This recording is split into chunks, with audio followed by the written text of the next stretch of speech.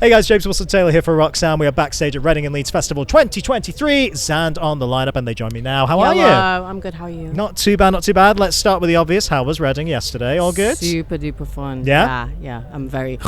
Yeah, one of those. It's funny, we've been saying with so many bands this weekend, what's great about Reading and Leeds is it's so multi-genre now, and there's a bit of everything. I do genuinely love that. But it does mean that when there's a rock act or an alt act on, the rock kids come out of the shadows, don't they? They know they're ready to show up, right? Yeah, they're all there. Yeah, little Greebs coming out of the corner. We love it. It's so great to see. Amazing year for you so far. EP coming next, I guess, is the big thing we should start talking about, right? So, tell me a little about working on that one. Has this been kind of like, you've been touring hard. Was it writing on the road? Was it like taking some time off? How did it all kind of work? So, the songs in the EP have kind of been coming together over a couple of years now. Like some of them, for example, I Spin in a Grave, I think I wrote that like 4 years ago. Right. So they've all kind of been like years in the making, but like up to a good point, basically. But it has been a lot of like finishing projects and stuff like on the road and like in between really busy bits. But it's definitely been really rewarding to just have it done and like ready to come out on the 7th of September. Yeah, let's get that plug in. Yeah, let's get that plug in. Sewerstar out September 7th. Everywhere now. Check it out, like, subscribe. Yeah. Absolutely. No, it's got to be an exciting time. Sewerstar is such a fucking great title as well. I gotta give you credit where it's like, due. Superstar, but Sewerstar. Yeah. Oh, I got it. I love words. It's very cool. Yeah, it's a great. I love the language. I love.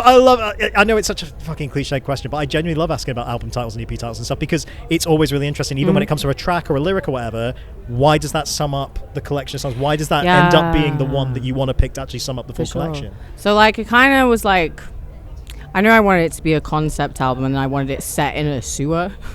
So I was just in my head like, I need to think of an album title. And at first there was a few that didn't really work in my brain, and when I was just thinking of it, I was like, oh, Sewerstar. And it was one of those moments where I was like, never heard that before. I don't know, it just goes well. Like, I've not.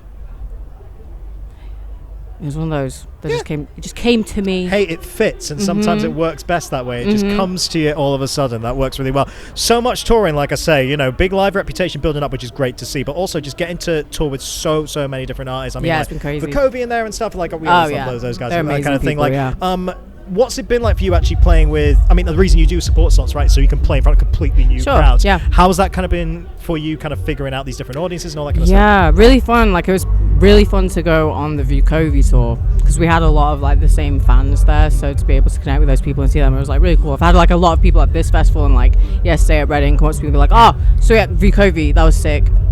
So that's really cool. I've also been on tour with Bob Villain and like Peaches, and it's like a big eclectic mix of artists that I really look up to, so it's just been really fun. Well, you're in a good position because like what you do is so eclectic, drawing from different areas in your sound in general. So it does make sense. You can play for a wide variety of different crowds, particularly at a festival like this. That's going to make all the difference because suddenly you're bringing in all different types of kids. Yeah, exactly. Right? It's really cool. It's really It's nice to see how that moves. Got to mention Scene Queen as well, who we love. I love Scene Queen. And obviously got to work with them. I mean, tell me a bit about that experience because it feels like a match made in heaven, right? That was sick. I first met her when I went to a house party in LA that I wasn't invited to, like the start last year. Nice. Because we followed each other, and I was friends with her like online friends, and then to meet her for the first time was really cool. And then like Pink Rover blew up, so it was really cool to see that for her. She really deserves it. So to see her like doing bits is so cool. Yeah, really it's nice. It feels like there's a real kind of scene building around this kind of alternative music base where it's like I said to you before, just drawing from loads of different influences. It feels like there's more and more artists breaking through, particularly this year actually,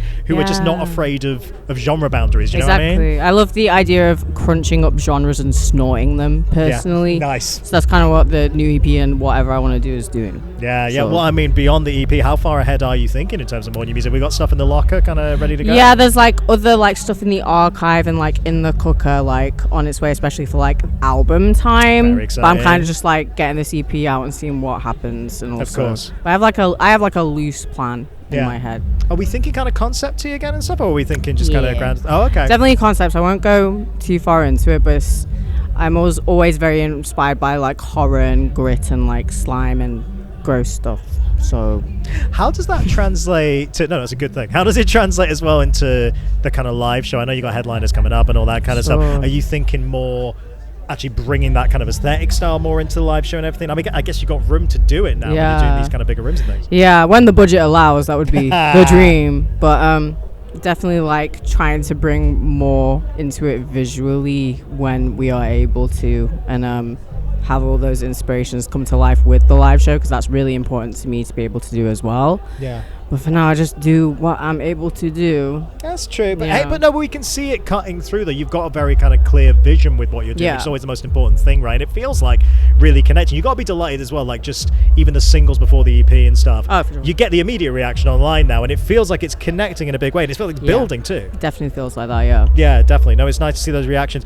Before I let you go and kind of enjoy the rest of your weekend, I guess, I do want to ask about live more as well, because we're now at a point where the crowds are also getting to know the songs more intimately, and that's going to change it for you, presumably, as well. How have you found actually playing these newer songs live? Has it changed the way you perform them? Has it changed the kind of reaction to it? Like we did a little bit of a set list change, like the past couple of shows especially, because I noticed that some songs that we're putting like near the start and near the end were like have become like fan favorites that I would usually play first, and was like no, and that's why like stuff like I Spirit in Your Grave and like Deliverance go a bit later, because people seem to pop the fuck off for those a little bit more. So it's been fun to like give those their moment, and just kind of like playing with what it seems like, the reception and what it seems like people like, and what the best set list is. So it's mainly that, but I'm excited to have like more happening visually live, especially. No, it's nice to see it growing, nice to see it building, and like I say, nice to see you be able to take the opportunity at festivals like this and play to new people, convert them over to the Zand community. It's really, really cool to see. Really lovely to meet you, and great to chat, and I'm sure we'll catch up soon around all this exciting new music stuff. All right, all the best to you till then. Thank you so much. Good to see you. All right, Zand, everybody.